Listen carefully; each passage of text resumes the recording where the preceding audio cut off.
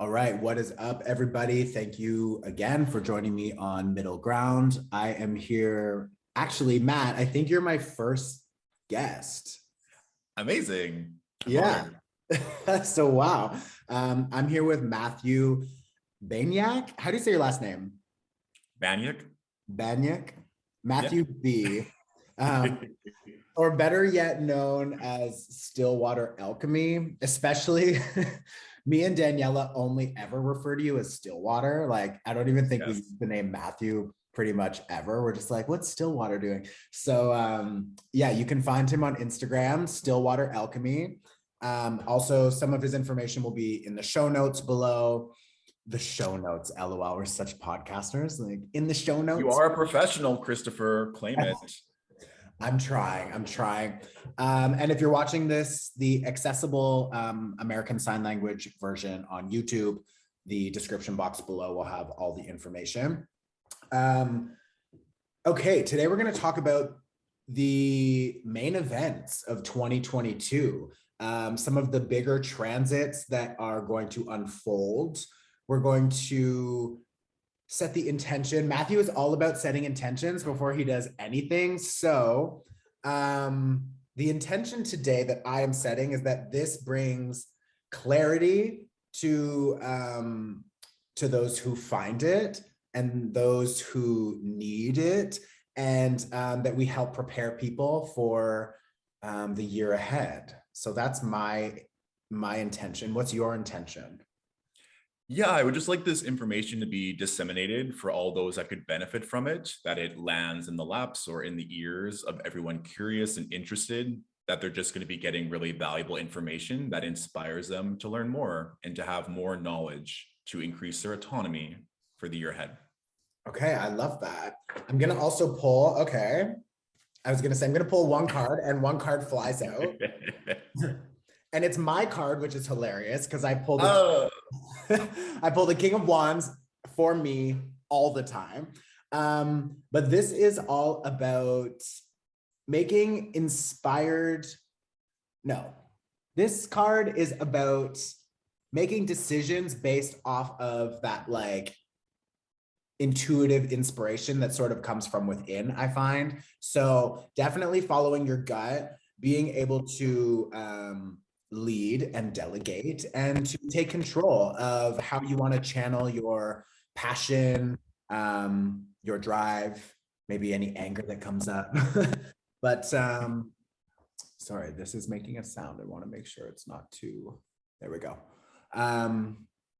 Yeah, so if there's an intention that's going to be set around this card for everybody listening, it's that we can take control where we need to, and that we can release control where we need to, and that we can make those decisions based off of that intuitive, creative spark. Anything that brings you joy, move towards that. Okay, I've got a tea ready. I've got a couple almonds here, which I guess isn't the best idea for a podcast. It's like ASMR, right? Could you hear that? Will that work? I did. I mean, there might be some people into that, so you never know. Right? Okay, well, I'll do my best to not chew too loud. It's been a long day, but let's get into. I'm assuming the first thing on our list is going to be the Venus retrograde because that Correct. starts. Yeah, I'll let you get specific with the dates and the vibe. I'm gonna Sure. pull. I'm gonna pull a card for each transit too, just to see some other knowledge that comes through. And I've got a fairy deck here and a moon deck here, so maybe we'll switch. But yeah, I know the Venus retrograde is starting in December and it's going to carry us into the new year. I do Correct. know that it's also in Capricorn. So Venus retrograde in Capricorn, what does that look like? What does that feel like? What can people expect for the first couple months of January 2022? Yeah, and even just to note as well, like 2020 for me was really intense for the cardinal signs, Aries, Capricorn. Oh, that was Libra, really hard for Libra and Cancer. Cancer. Thank you. I was going to say Aries and Capricorn specifically because we had that Mars retrograde in Aries and then the Saturn retrograde in Capricorn. So for a lot of 2020, all the cardinal signs really got hit. And then 2021, we had also the influence from the eclipses Gemini, Sagittarius that crossed over from 2020. So the mutable signs really got through the ringer during those eclipses, as well as the fixed signs, because we had Saturn in Aquarius now, and then we also have Uranus in Taurus. So when we're moving into 2022, the mutable signs get to breathe a little bit more. It's going to be a lot more fun for them because we also have Jupiter moving into Pisces on December 28th, as we're also entering into this Venus retrograde. So if you're a mutable sign out there, Virgo, Pisces, Sag, or Gemini, things generally speaking will be easier for you just simply because the nodes will be shifting, and we'll talk about that. But with Venus retrograde starting on December 19th of 2021, it's interesting because Venus will be conjunct Pluto, which is all about power, death, rebirth, obsession, mining for the truth. And if we think about relationships, and if we think about Venus, it really comes down to what we value. And a lot of times when we're going through a divorce, ending a relationship, a friendship, one with a loved one, a colleague, a lot of times people want to have clarity or closure. They want the truth. And so during this retrograde, you might find yourself looking back and wondering maybe, what did I do wrong, or what could I have done better, wanting to connect with that individual, even yourself on a more intimate level, and saying, why do I keep attracting these relationships? What subconsciously am I holding on to from trauma, from fear, from whatever that may be, going into those Pluto themes of the subconscious, going into the underworld, so to speak, to really understand yourself better with relationships, with your own self-love, beauty, sex, whatever that is for you. Really, Venus comes down to, what do you value? And so that'll be a really good period to lean into that. And I always think of retrogrades, of course, the planet is slowing down, giving the optical illusion that it's moving backwards relative to the Earth's rotation. So people sometimes jump the gun, clickbait, all this fear around retrogrades.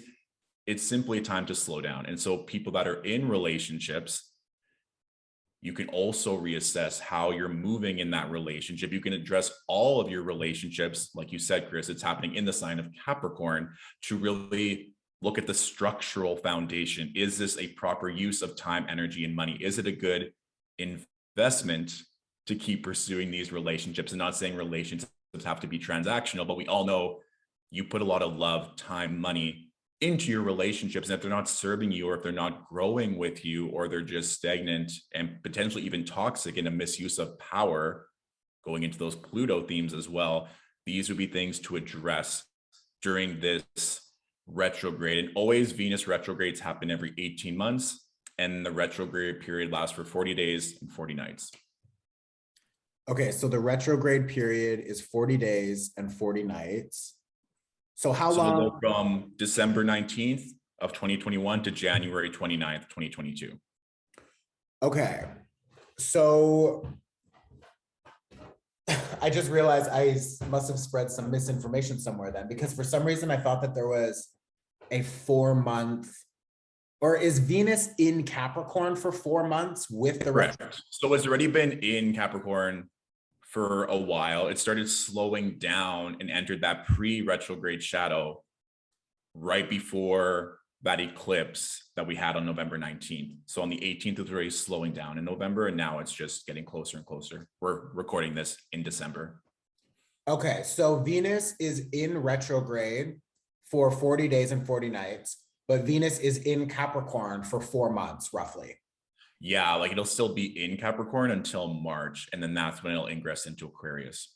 Right. So as we've been moving through this space, Venus moves into Capricorn, and we start really being aware of the structures around Venetian themes. So the structures that we have around love, money, sex, resources, and luxury, rest, receiving, recovery, all of those types of things. As we've been moving into December, Venus starts to slow down, and then she's going to go retrograde. So we're going to have an opportunity to now reflect on all of those things and to review them and to reassess them. And then that's when we're going to be almost like deconstructing the way we look at that, deconstructing the maybe habits or the situations that we've created around ourselves, And then when she goes forward again, Venus is moving direct in Capricorn. It's a time to rebuild those relationships, rebuild our relationship to money, sex, leisure, all of those types of things. I've had a few people on Instagram reaching out about this, saying like, is this a good time to break up with people? Is this a good time to get back together with people? My intuition is saying that, I mean, first and foremost, do you ever really want to go back to the same thing? Like, no, something has to change, or nothing changed. Do you know what I mean? So I think for those asking, and I'm even personally in a little bit of one of these situations at the moment where I'm like, do we completely let these people go, or are we able to let go of the structure and the relationship that we built with those people, and we're allowed to potentially rebuild in a better capacity? Because if you're not in danger, if you're not in an extremely toxic environment, if you're dealing with somebody who's honest and willing to level up and put in the work, would you say that there is the opportunity for people to actually build something long-term in a more stable foundation based on this Capricorn energy? Or do you think, I mean, and of course it's going to be different for each person, but like, what is your recommendation for people who are saying, should I stay or should I go? Because when I hear Capricorn, I hear stay if you're willing to put in the hard fucking work, because big results will come back. But I also hear run if those people are not willing to put in the work, because like at the first sign of somebody not putting in the work or getting lazy or falling backwards, it's just like, we're done. You know what I mean? So what's your take on that? Well, I think it's really important to note that Venus is going to be stationing retrograde within 1 degree of Pluto. So quite literally, I've been dealing with a lot of clients who are like, should I divorce my partner? Should I leave my partner? What about this? And also for some of them, we're talking about retrograde, things coming back from the past. I've had some clients say, this past lover has now come back into my life all of a sudden years later. And remember, Venus retrogrades every 18 months, but every 8 years, it comes back to almost the exact same location that it was prior. So for example, on December 21st, 2013, Capricorn was also the sign in which Venus was retrograde. So if people want to be retrospective, they can look back to where they were at the end of the year 8 years ago to also have a perspective on this. And so a quick example, Capricorn is my first house. We also look to personal aesthetics and beauty in first house themes. I remember 8 years ago, I got a call to get jaw surgery, which was needed. I had braces for like 6 years. And so I got that call to align the surgery during that Venus retrograde. And now I'm also on a wait list to talk to a surgeon about some very minor aesthetic surgery. But it's crazy when I did the calculations. I'm like, oh yeah, there's still first house themes that are going forward.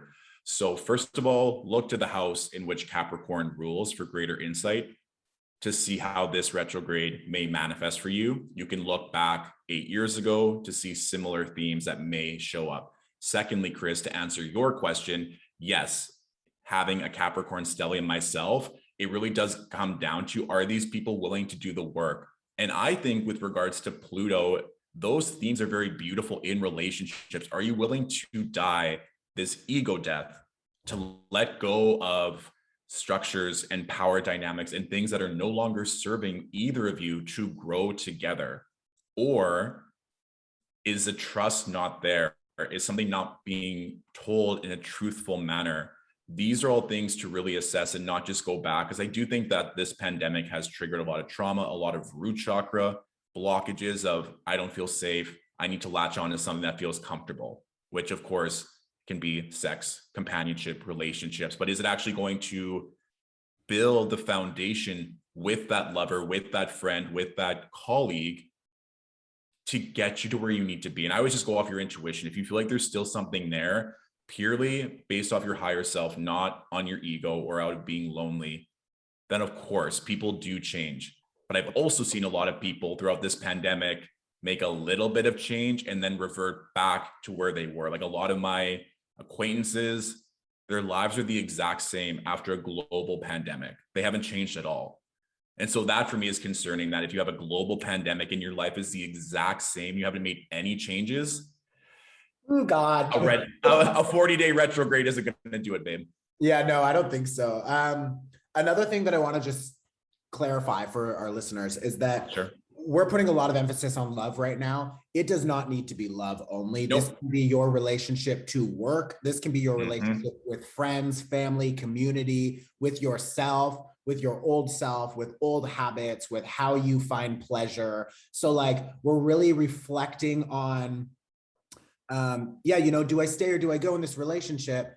But also, do you stay or do you go in that job? Like if in that job you say, hey boss, like I deserve more. This isn't working for me. This is what I need. If they can say, perfect, I'm willing to give you all those things, and you feel that there's still intuitively space for you to grow within that company or whatever, then yeah, by all means, stay and continue to do your thing. But I don't want everybody to think everything we just talked about for the last 5 minutes is only related to love, because that, like, rewind it and listen now thinking about your work. You know what I mean? Like it's the same. Yeah, exactly. I think it just comes down to Venus. What do you value? And so some people really value their loving relationships with their family, with their friends, with their partners. Some people value and covet beauty. Some people value money and investment. Some people value their home and land acquisition. So, and again, too, for even something more personalized, you can look to which house is ruled by Capricorn, but also which houses are ruled by Libra and Taurus, which are also signs that are ruled by Venus. And so, Christopher, you are a Libra rising. So of course, Venus is your chart ruler. So if you are a Libra or Taurus rising, or if Libra or Taurus rule your MC, for example, the MC links to career, then this Venus retrograde would be having themes of personal development, personal identity, if you have that as your rising, or career if it's MC kind of thing. So you can get more specific based on your own individual chart as well. Okay, I love that. The idea also comes up around like Venus is going retrograde. I don't think I should be making any big decisions with like anything that's going to be like super permanent. So like, I don't know if people should be like painting that room that like lime green that they think they'll love, because like in 40 days, you're going to fucking hate it. Like, do not get bangs, do not get like any plastic surgeries or maybe like tattoos or permanent things, because it is very likely that people will not love it once Venus goes direct, correct? Yeah, like, I mean, surgery can also be linked to Mars. And so plastic surgery, correct, is more usually aesthetics and beauty oriented. It'll be dependent, of course, there's so many things. Like I have clients that get work done during not typically auspicious periods. So if you've already planned something, don't freak out. But if you can avoid it, like I had one client who wanted to get a Brazilian butt lift, and we were talking, I said, maybe move that to February or March so that it's not in the exact retrograde period. I mean, marriages are also a big election where ideally not when Venus is retrograde, but it's also kind of curious that maybe you don't want the marriage to last, get married during a Venus retrograde, like using these to your advantage. But I do remember, Quiz, last May in 2020, we were talking about Venus retrograde and you shared a DM on your story on Instagram. And it was someone who said, oh my gosh, I just dyed my hair red and got bangs and now I hate it, help. And you're like, sorry, babe, it's too late. Like almost better luck next time, because you can't do anything once you like dye your hair a color and get a fringe.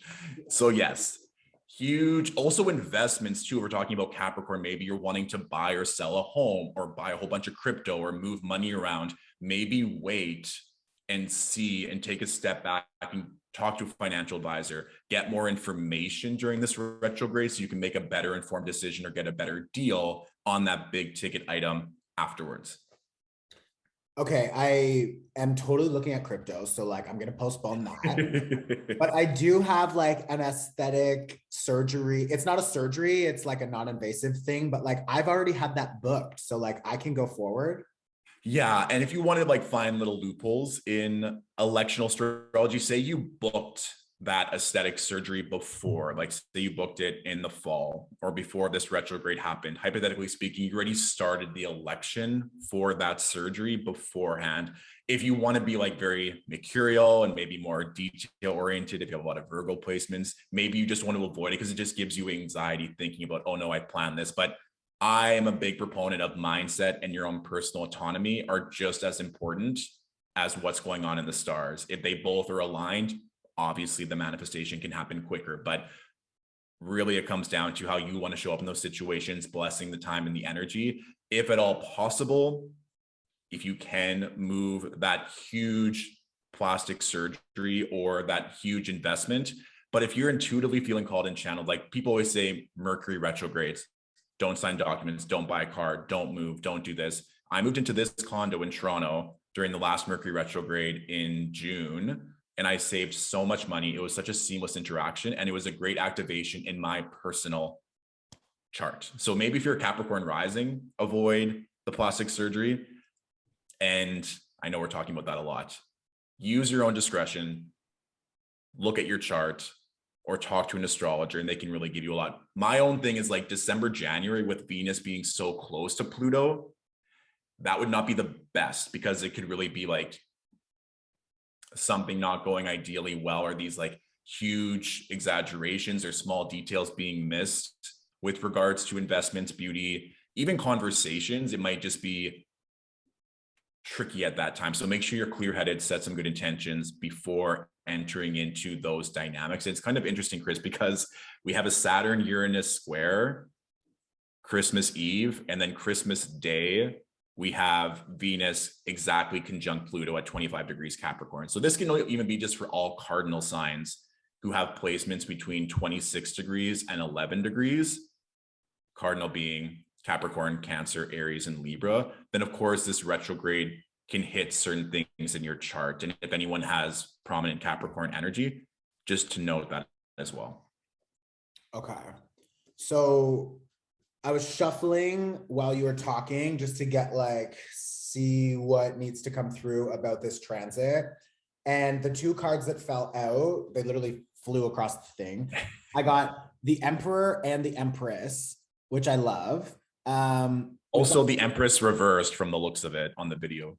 Exactly. And I was just going to say that the Empress is reversed. The Empress is also ruled by Venus, and it being reversed is so retrograde vibe, which I love. So when I look at this, Capricorn is not connected to the Emperor card from what I gather. However, it's a very Capricorn vibe because the Emperor is on top of the throne. He's running the kingdom. He has the structure, the foundations, the resources. And then we've got the Empress here reversed beside him. So I feel like we're really being asked to focus on identifying what parts of ourselves are we not nurturing in the ways that we need to be nurtured. Like when I see this Empress reverse, especially going through a Venus retrograde in Capricorn, it's like, how is it that we need to move forward after we go direct, after we come out of this whole sort of transit through Capricorn, moving into the springtime? What have you learned about the last 18 months that isn't working? And when you're moving forward into the spring, how are you now making sure that you're protecting that divine feminine energy? And that divine feminine energy being giving yourself enough time to rest, giving yourself enough time to receive those intuitive downloads, to allow the universe to just work through you and for you and around you, and to not feel the need to always be going and going and going and producing and creating. It's like we have this whole capitalist conditioned way of thinking that if we stop to rest, we're going to fail or miss it, or everything's going to fall apart.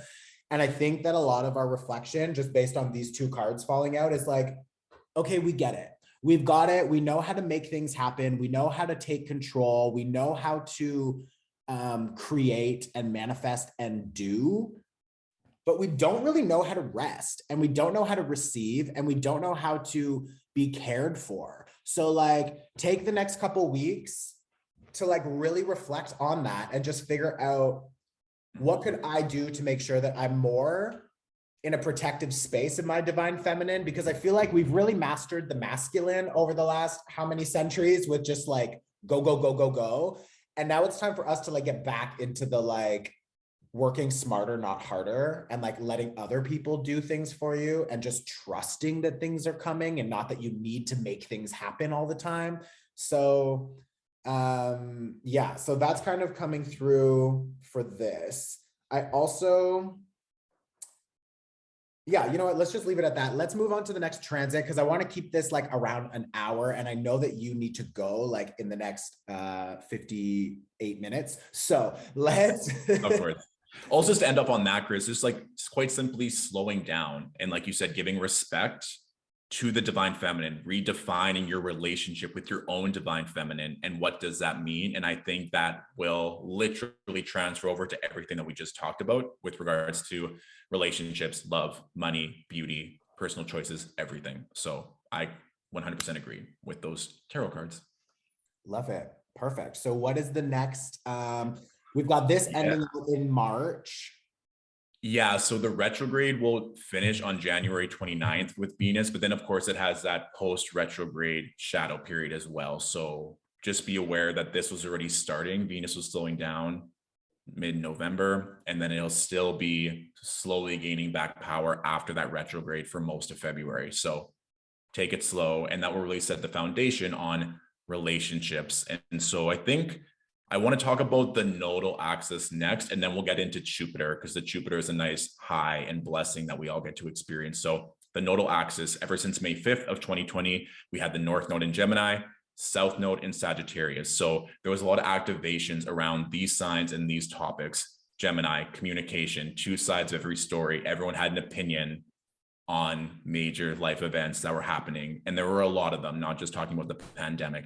In Sagittarius, a big component is travel. And of course, we saw how travel completely shifted. Even the last time that the South Node entered Sagittarius was at the end of 2001, right after 9/11. And we saw how travel completely changed at that time. So it is quite telling how these themes really do have a global effect on the collective consciousness. And then individually, you can look at your own natal chart to see over the past 18 months between May of 2020 and mid-January of 2022, where these themes took place for you. And I think, Chris, you are a beautiful example of this, because not only are you a Gemini sun, your Jupiter is also in the sign of Gemini in your ninth house. Ninth house speaks to divination, international affairs, editing, publishing, storytelling, disseminating information. If you think back onto what you've accomplished over the past 18 months, it's quite remarkable.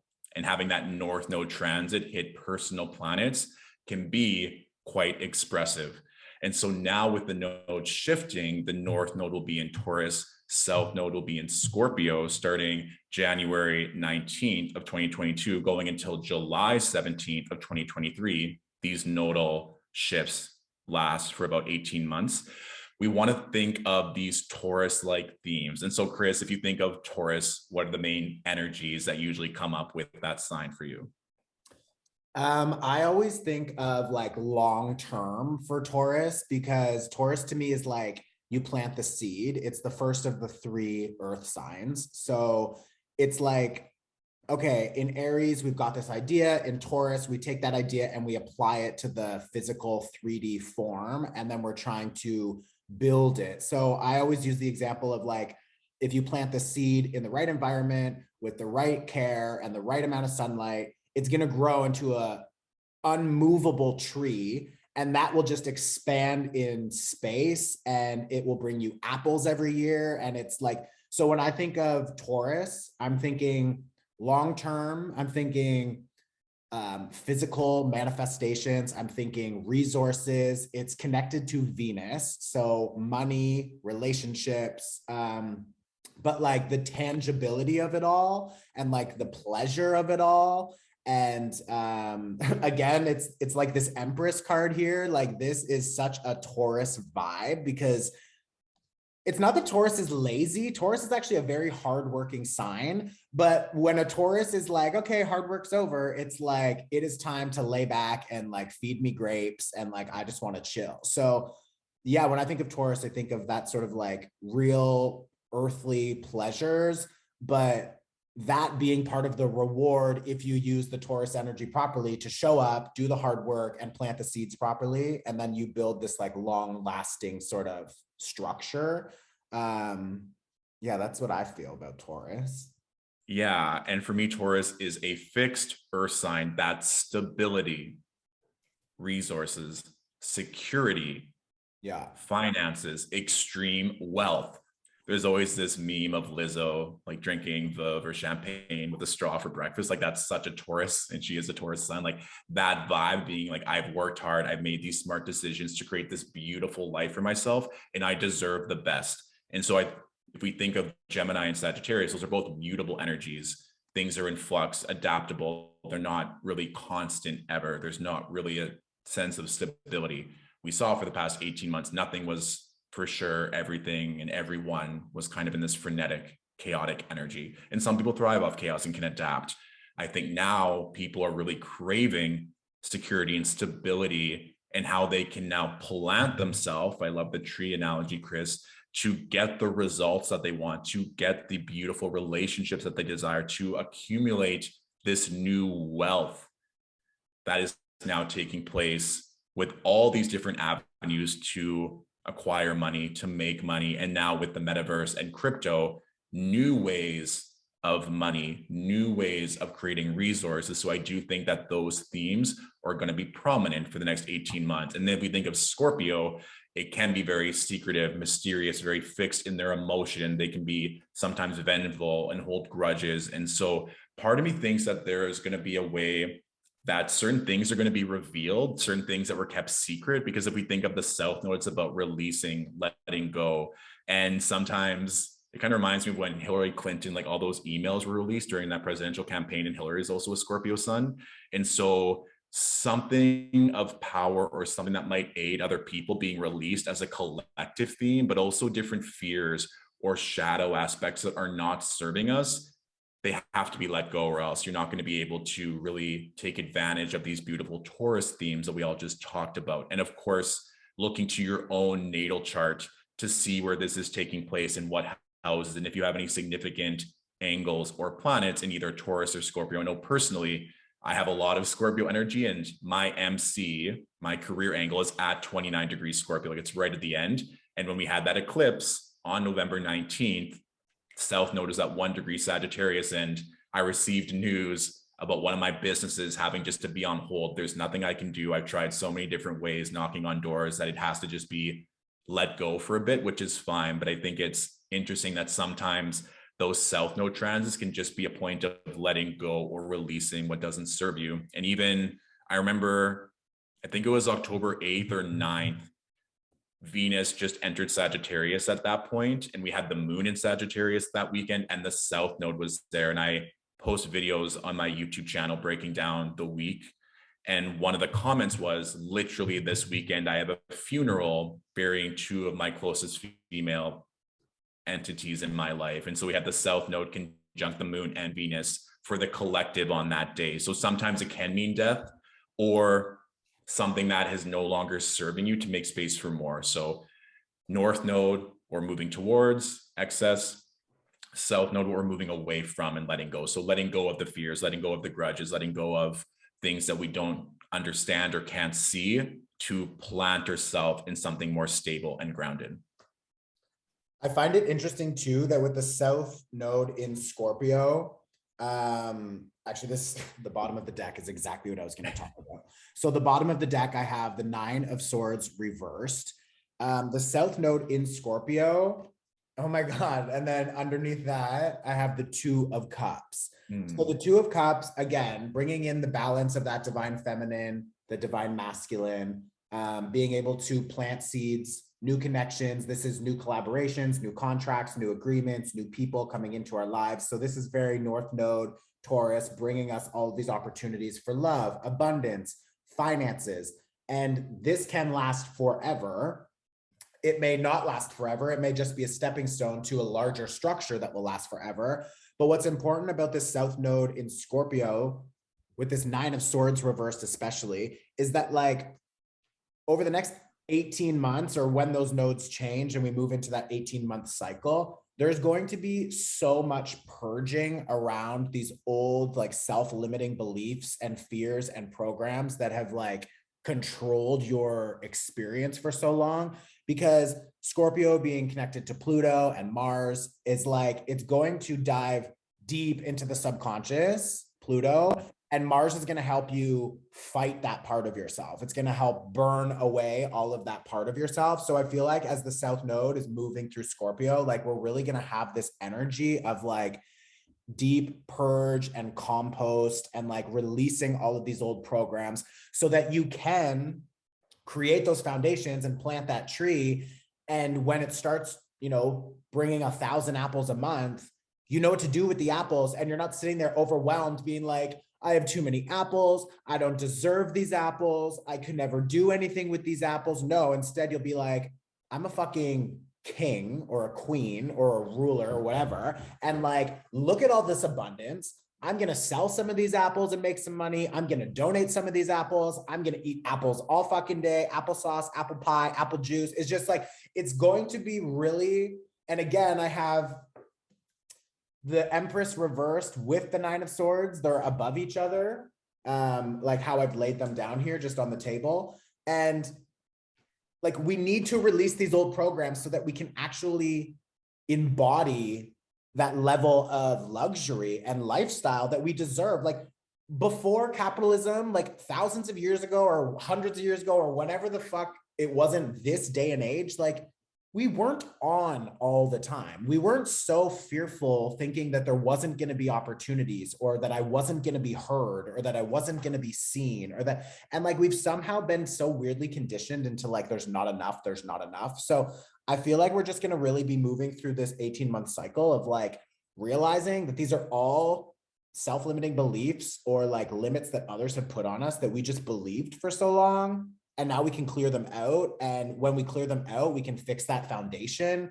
And then in that foundation, we can actually build and grow like into actual abundance and like actual leisure and actual joy. So yeah, that's kind of what's coming through for the tarot. And then of course you've got that Two of Cups, which is just like inviting in all of these new connections and being able to sustain them because the programs that were blocking those connections from coming into our lives are being purged. You know what I mean? So get ready. I know the intense energy of 2022 is not like a super, like it's not going to be like a breeze through the finish line this year, unfortunately. I think 2020, 2021, 2022 are all quite intense years.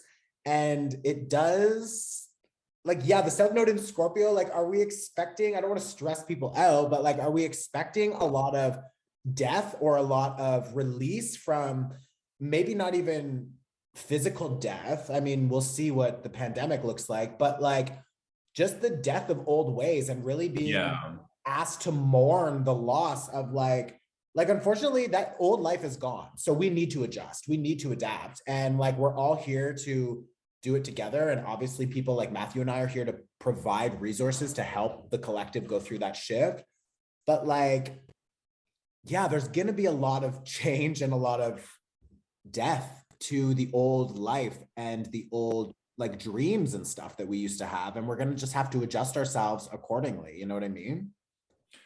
Exactly. And even just going back to your previous sentiments about the cards that you pulled, with Scorpio energy, they have that stinger, that barb, right? Where they feel like if they can't trust someone or something, they sting in the attack, but sometimes they end up stinging themselves and then they end up alone or being lonely. But Scorpio energy, it's like you kind of did this to yourself based off your fears and your doubts. And I think even going back to that subliminal reprogramming or just like what we had to endure in the past of isolation or feeling like we were going to be kicked out of society, kicked out of the quote unquote tribe if we misspoke, if we didn't come correct, if we didn't look a certain type of way. So I do think that these paradigms, these mindsets, and I see this a lot in past life regression in client sessions, and that I feel like I have to do this in order to succeed. And that's where I think the death of ego, the death of old self, the death of this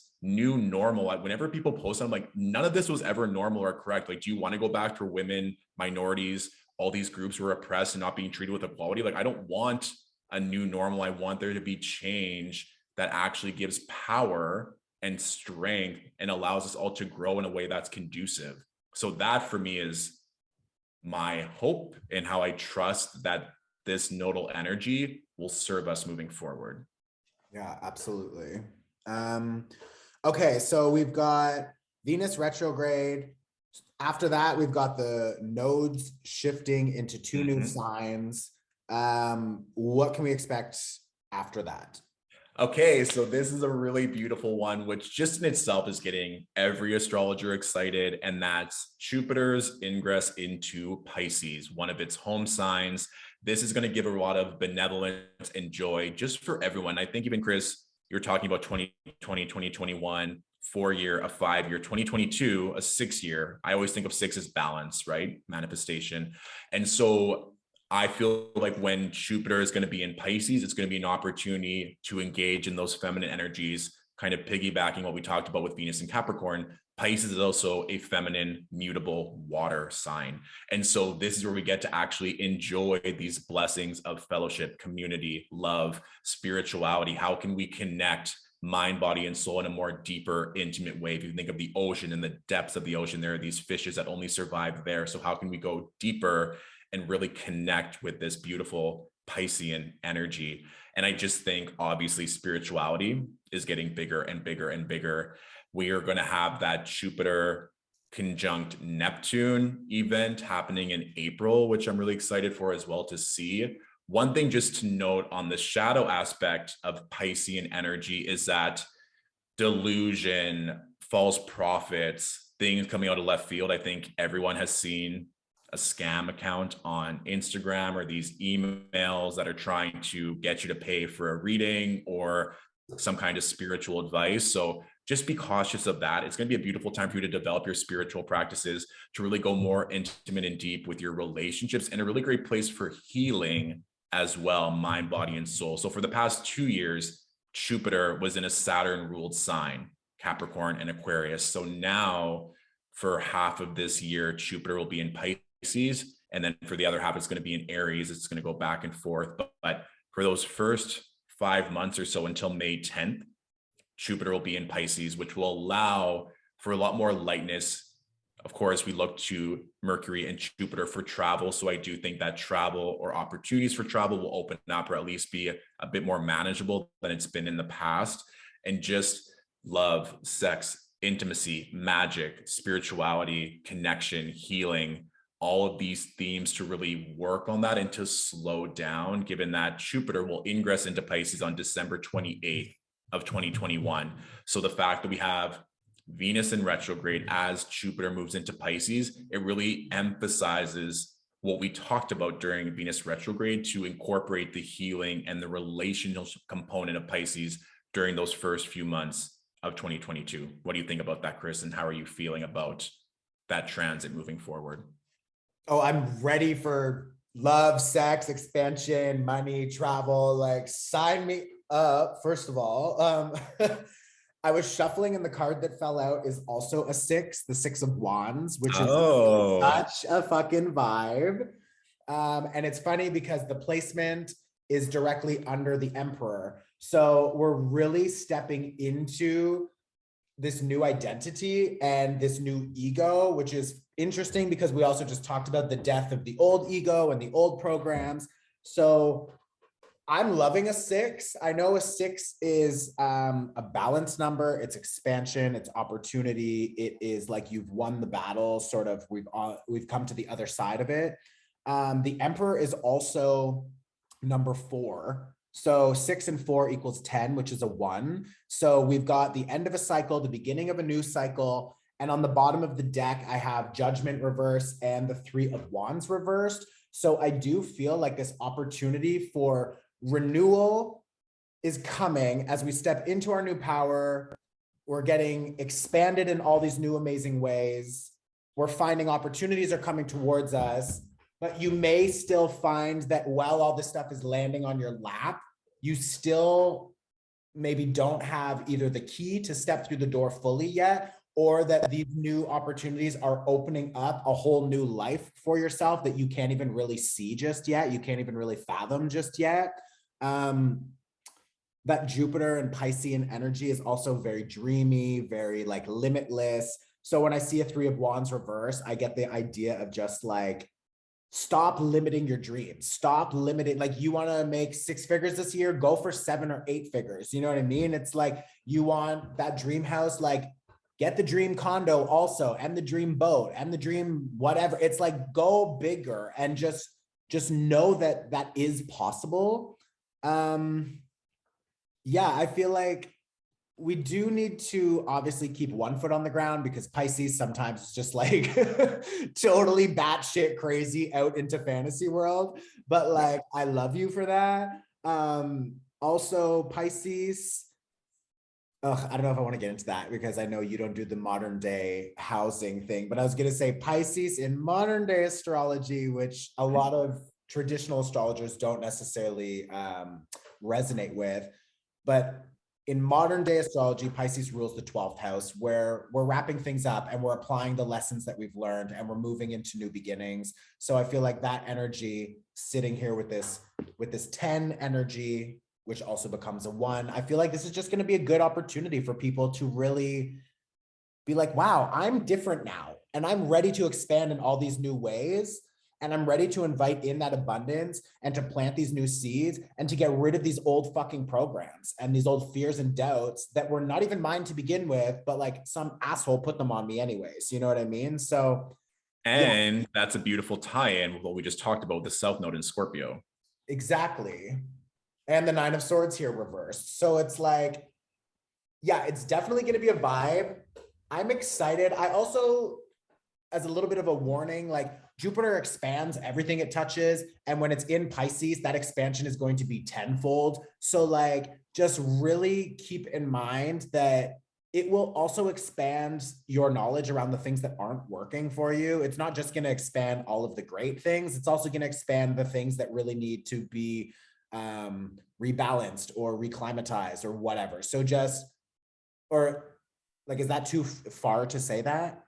What I will say is Pisces, like you said, the dreamer, the artist, the mystic. And so for a lot of my creative friends that are listening, actors, dancers, musicians, writers, this is going to be a good time for you to really go all in, especially as we get closer to April and Jupiter gets closer to Neptune. Huge dreams, expansion, like you said, Chris, like Judgment reverse, 3 of Wands reverse. You're not going big enough. If there's been a delay, it's meant to actually serve you and to bring you into a higher place of alignment. So there's one aspect to that. Also, like you said, having one foot on the ground with Pisces, either going fully into the depths of the ocean or really going into the clouds.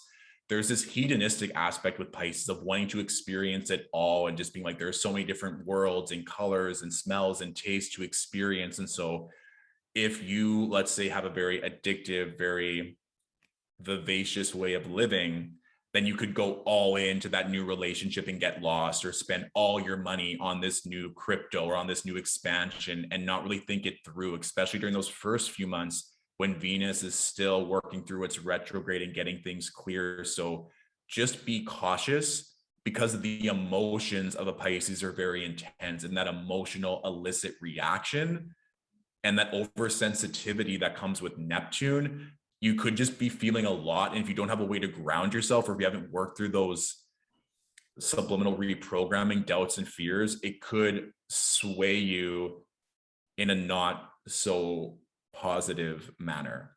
Does that resonate?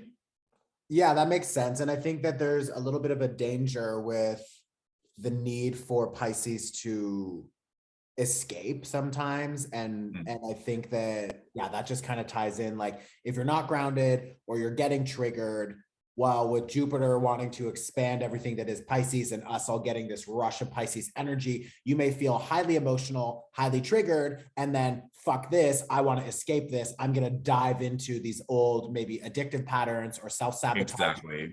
Yeah. Exactly. So definitely try your best to connect with the body, to move the energy through creativity, writing, poetry, singing, dancing, whatever. Like, those ways are going to be super healthy for everybody. And I'm super excited because we have like literally 6 music videos lined up to start filming. Yes. Like, yeah, we're filming February and March, April, and these are like the music and the videos and everything that we're doing is so fucking next level amazing. Like, I'm so excited to get this part of myself out because people have like pigeonholed me into like tarot, Chris Corsini, and I'm like, yeah, that's great. I do this, but I'm like so multifaceted. So I think for everybody, we're gonna have such an opportunity to like, again, that's me releasing that program that I need to just be the tarot guy. So like South Node in Scorpio, fuck this, fuck what other people think. Taurus energy, Venus, I want to create, I want to bring in that wealth, I want to bring in that notoriety in different ways. And then you've got Jupiter moving into Pisces. It's just like, y'all ain't fucking ready to see what is coming. So like, I'm super excited. I feel like you had one more transit on your list, no?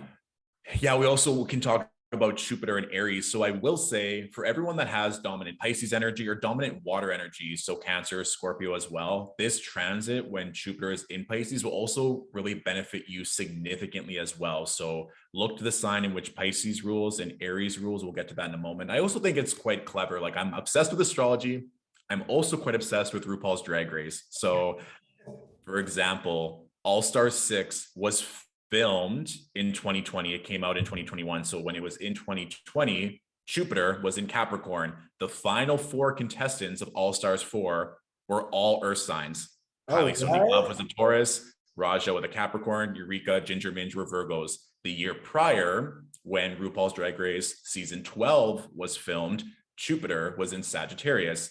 Jada Essence Hall, the winner, is a Sagittarius. Gigi Good is also Sagittarius, and Crystal Meth is an Aries. So just note that if you do have dominant water energy, this will be a great year for you to really go all in. And most times when people have dominant water energy, they are creatives, they're lovers, they're emotional, and you can use that in a really benevolent way. And then when Jupiter goes into Aries, I'm actually really excited. So between May 11th and October 28th, Jupiter will be in Aries. After October 28th, it'll retrograde back into Pisces for a hot minute until December 20th.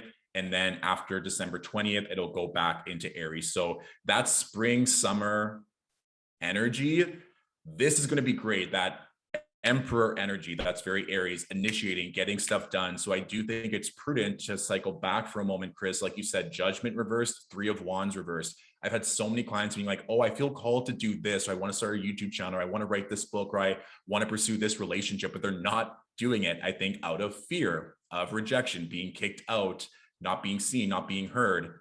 Everything we just talked about with the South Node in Scorpio, Venus retrograde in Capricorn, setting the foundation. If you can really trust in yourself, trust in your intuition, trust in your soul calling, is going to support you. Then when Jupiter moves into Aries, we can set fire to the rain and start initiating, start launching, start moving forward with this beautiful cardinal fire energy. And I'm also just excited because Aries kind of went through the ringer during 2020 with its ruler being retrograde, squaring Saturn. And then Sagittarius, of course, has really been going through the ringer with the South Node transit. So having Jupiter, it'll only get to 8 degrees of Aries before it starts to retrograde back. But even still, that's a really nice activation for all of our friends who have dominant fire energy in their chart to get things moving, start getting the recognition that they deserve, and quite honestly, just have fun to see how this can all unfold for them and everyone.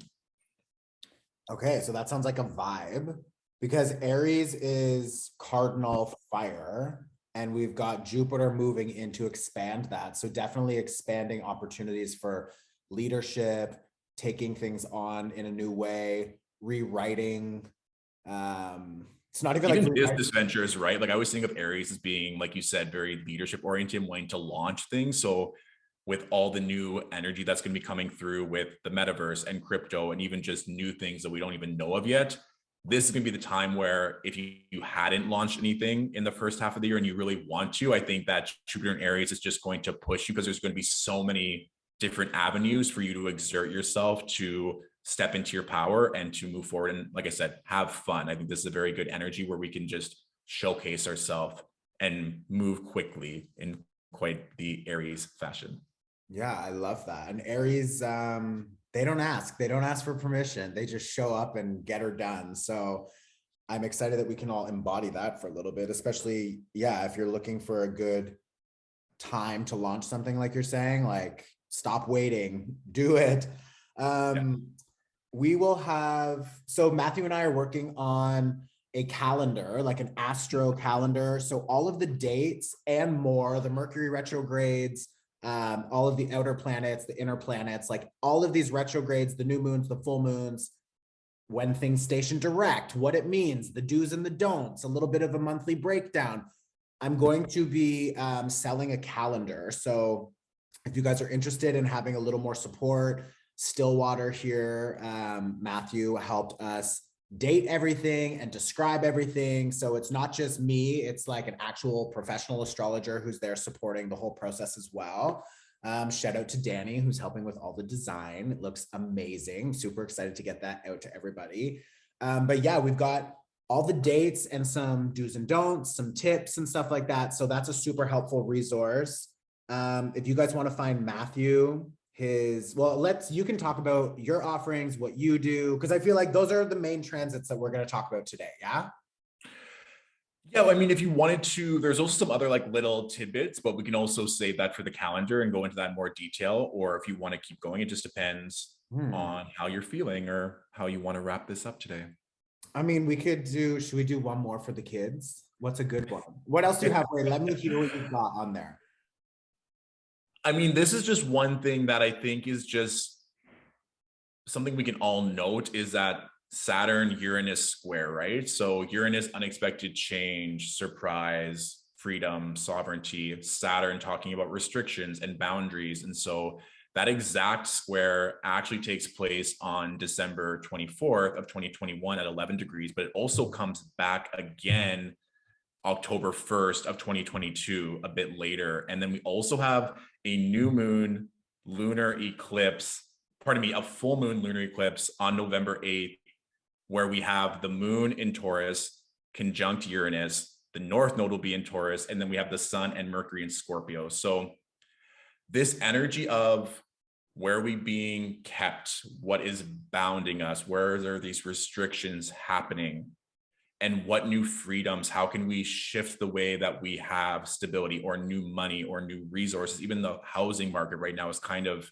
insane, no matter where you are in the world. So this for me also too, will be curious to see how the pandemic plays out, and looking at Christmas of 2021, December 24th, 25th, as kind of, this is one way it could shake down.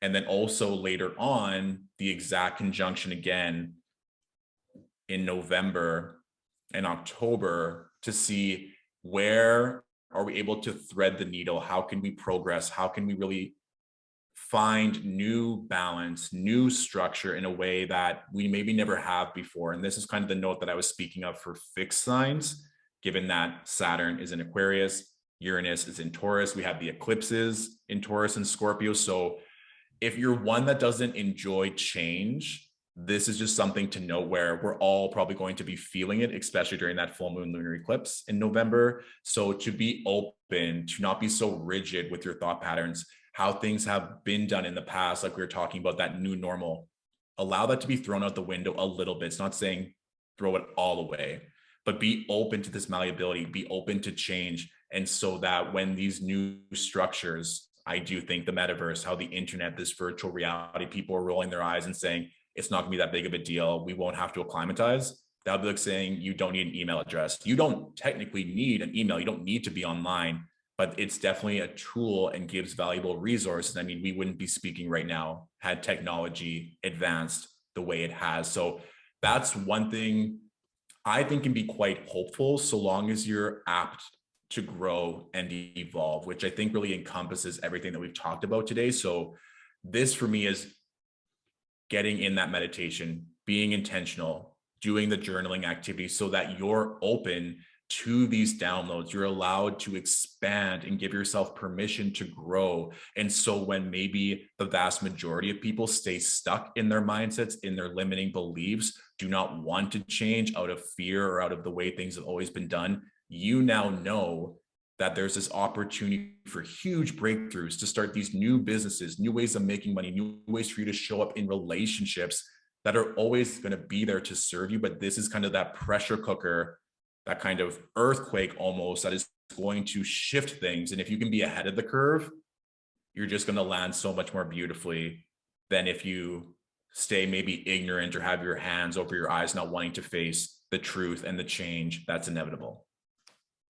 I'm also thinking, and I'm looking back at Jupiter in Aries, and Aries is a fighter, and it's expansive, and it's fire. And when we talk about like these boundaries and these rules and these limits, like we're living in a pandemic. So like I can only imagine that a low vibrational Capricorn energy that is limiting all of these people is looking like more rules, more structures, lockdowns, that type of shit. So when I'm thinking lockdowns, structures, vaccine passports, limits on travel, like I've already seen I live in Europe, like I've seen the European countries that are going through this right now. And it's not televised, but there is like serious riots and fights occurring, trying to fight these new systems, which whatever, we don't need my opinion on that.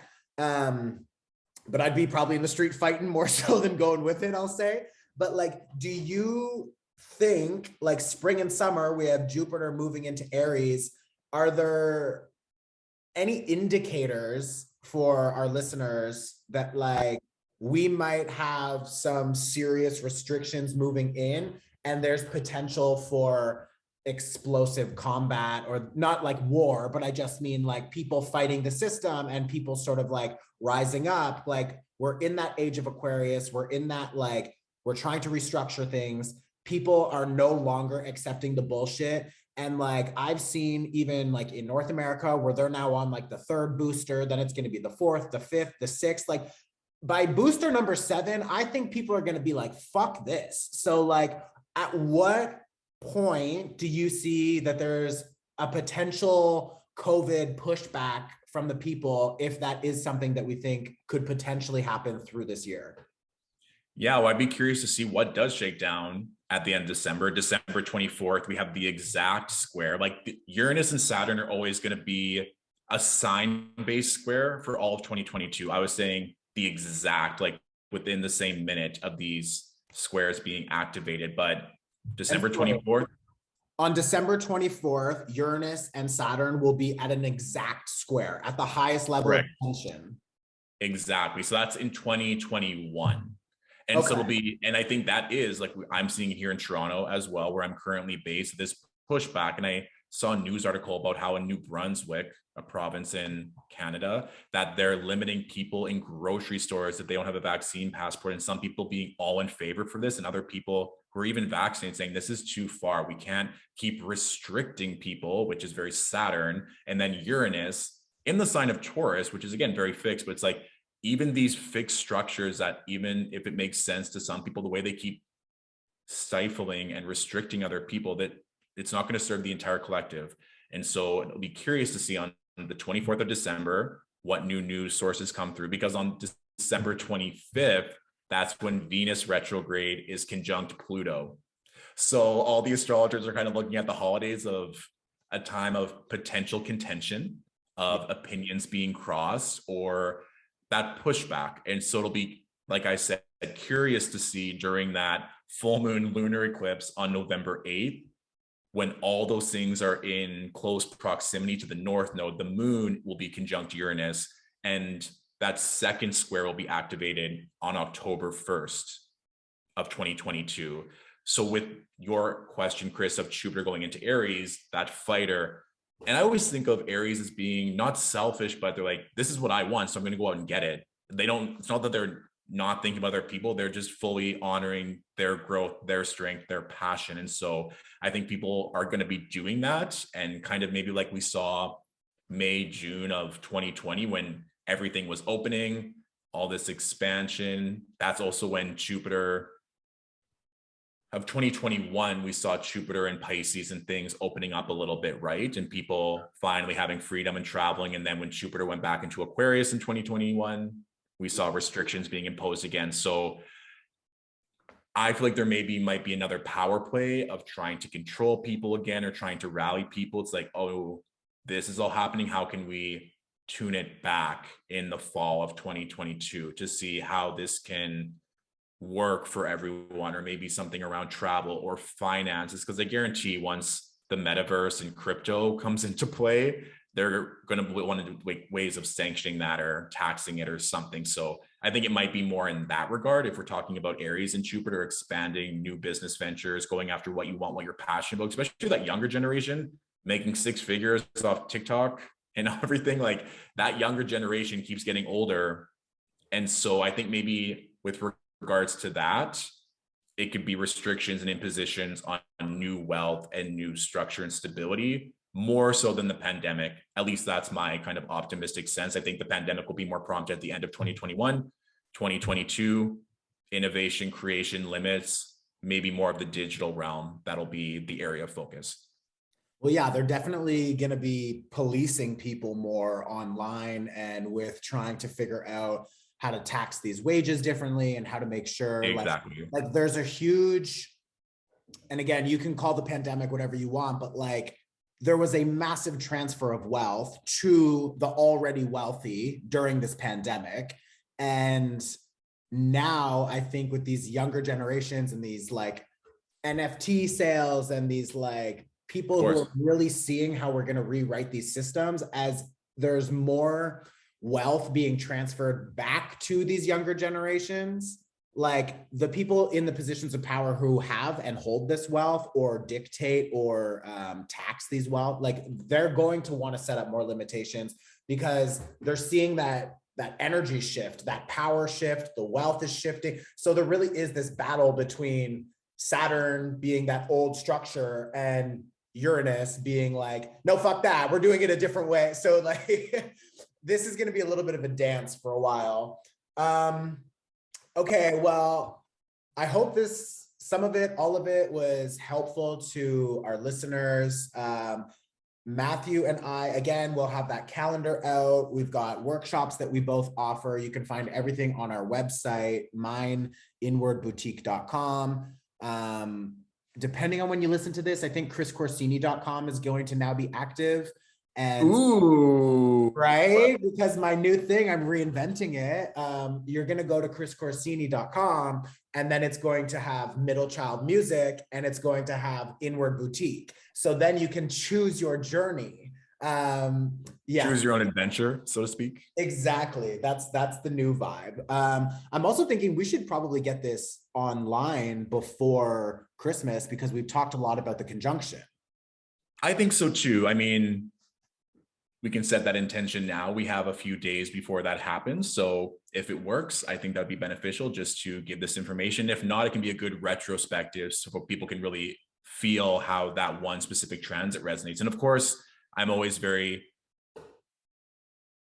aware that these can all manifest in very different ways. So it could be in your own family life and career that you're feeling this structure and change that you have to grow and adapt. It could be around your finances. It could be around your health. So Chris and I were talking about general descriptions of how all of these transits could play out, of course. And so if you want to maybe gain a little bit more insight or go deeper, of course, you can look at your own natal chart. I offer one-on-one readings, or you can just research more on your own. And that way you can get even more insight and more clarity and more excitement on the year ahead. And where can people find you? Is it stillwateralchemy.com? You got it. And Stillwater Alchemy across all social media platforms. Amazing. Okay. I also think I just misspoke and said that there's a conjunction happening, but it's not actually the conjunction. It's the square that's exact on Christmas, right? Well, you're both right. Both your twins are correct. So we have the square between Saturn and Uranus happening on December 24th, and then the conjunction between Venus retrograde and Pluto at 25 degrees happening on December 25th. So Christmas time, just be aware of all the changes and travel safely, everyone. I'm always a big proponent of mindset, blessing your bags, blessing the plane, blessing everything. Put a piece of black tourmaline in your luggage, in the car that you're driving. So no matter what's happening or any delays, you can still get to your end destination safely and with care. Amazing. Okay, well, thank you for joining me. Thanks to the listeners for being here. Please subscribe, leave a 5-star rating, leave a review. It actually really helps. I didn't know that when podcasters are always like, oh, like leave a review, but it really does help. So leave a review. And yeah, we will be back with Stillwater probably at some point, maybe around the spring, to talk about like the next 6 months, or maybe before that, who knows. But yeah, you can find us both on Instagram. If you're watching this on YouTube, I'm going to put access to his YouTube channel below, or you'll see some of the cards floating around. Click on those. I'm Chris Corsini. This is Matthew at Stillwater Alchemy. And yeah, thank you guys so much for joining us. Yeah, thank you everyone for listening. And thank you, Chris, for having me. Always such a pleasure to speak to one of my favorite Geminis, you and Naomi Campbell, my favorite Gemini. Well, we're so similar. The two of us are so similar. So, really are. Right? Okay, I need her in a music video. Oh my God, that would be a vibe. Manifest. I love that. Okay, we will chat with you all soon. Thank you for tuning in to Middle Ground. And I guess that's it. I don't know how to really end these ever. So I'm just going to hit stop recording. Bye.